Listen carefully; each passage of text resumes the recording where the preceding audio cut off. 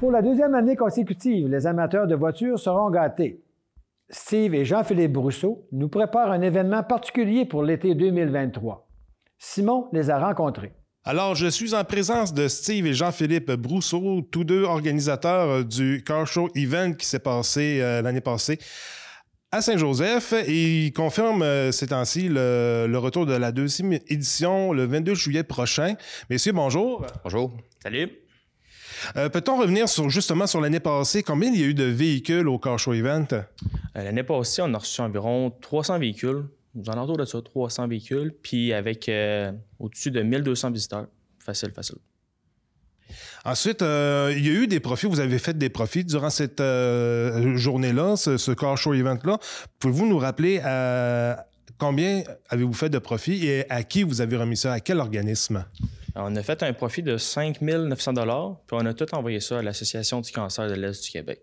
Ensuite, pourquoi avoir organisé ça? Parce que c'est pas nécessairement sur un coup de tête qu'on fait ça. Comment avez-vous organisé ça et quelle a été votre inspiration?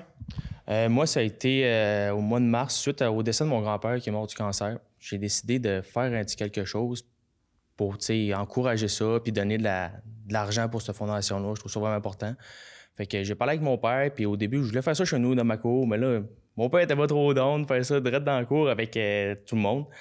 Fait que j'ai eu mon oncle qui m'a approché avec la mairesse de Saint-Joseph, puis ça a été un oui automatique. Là. Ils fêtaient leur 100e, 150e? 100e. Puis on a parlé de ça avec Mme Nancy, puis elle était super ouverte. Là. C'était vraiment le fun.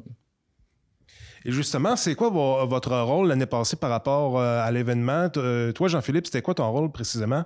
Moi, mon rôle, là, c'était divertir le monde. Ben, franchement, là, j'avais pas de rôle attribué. Je me promenais avec mon gros magnétophone, je faisais mon tannant, puis ça ressemblait à ça mon rôle. Puis mon père, tu peux le dire ton rôle, c'était quoi? Ben, moi, en tant que doyen, c'est moi qui s'occupais plus au niveau commanditaire, au niveau les partenaires, la publicité, tout ce qui était radio, journaux. C'était mon gros travail que j'avais à faire. Qu'est-ce qu'il va y avoir de nouveau pour 2023? Parce que là, j'ai cru comprendre que là, cette année, vous prenez un peu plus d'avance que par rapport à l'année passée. C'est quoi vos objectifs pour 2023? Ramasser plus que le montant qu'on a ramassé l'année passée. Puis avoir plus de monde, plus de véhicules. On veut avoir une plus grosse visibilité aussi sur les médias, les réseaux sociaux, partout. Puis ce qu'il va y avoir de nouveau, on n'en dira pas trop. On veut garder des surprises aussi. Fait que ça risque d'être pas pire. Et est-ce que cette année, les profits vont être remis encore à l'Association du cancer de l'Est du Québec? La parole. Donc, cette année, on y va pour le cancer du sein. Comme l'année passée, tous les fonds qui vont être ramassés, ce soit comme les dons, parce qu'on a des partenaires commanditaires puis des partenaires monétaires. Fait que tout ce qui est ramassé monétairement va être remis au cancer du sein cette année. Le plus possible qu'on va en avoir, le plus gros montant qu'on va remettre à cette fondation-là. Parfait. Et cherchez-vous encore du monde pour impliquer dans l'organisation, des bénévoles, des exposants par hasard? Ben, en tant que tel, d'un bénévole, c'est sûr que plus qu'on a, mieux que c'est, mais il faut être capable de placer ces gens-là pour travailler aussi. L'année passée, on était 7 dans notre comité. Là, cette année, on est rendu 22. Ça s'est rajouté au fur et à mesure, puis ça a pris une soirée pour qu'on aille chercher tout ce monde-là. Puis ils ont tout embarqué, vu l'engouement de l'année passée. Ils ont tout embarqué avec plaisir cette année. Fait que chacun a son pouce. Puis ça va être moi et puis Jean-Philippe là, qui va faire la gérance de tout ça cette journée-là. Fait qu'on est comme une équipe volante, tous les deux. Fait que si on va être une place, une autre place, une autre place, fait que nous autres, on va s'occuper de tout ce beau monde-là. Là. Puis aussi, ce qui est, comme on peut dire, avec bénévole, le staff, on est correct.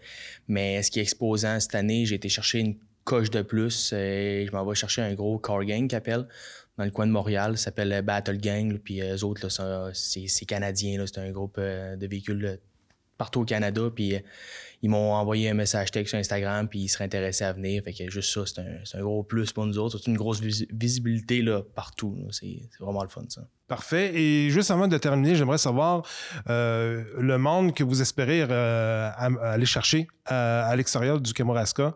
Est-ce qu'ils vont être logés localement ou ils viennent le matin puis ils repartent le soir même?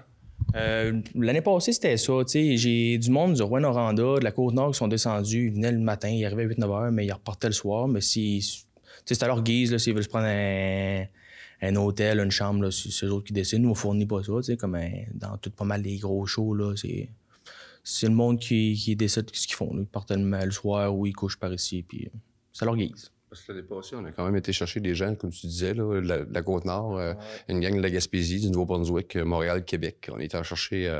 ça n'a pas été long, mais on a été en chercher grand. Là. Puis cette année, je m'attends encore la même chose. En plus gros. En plus gros.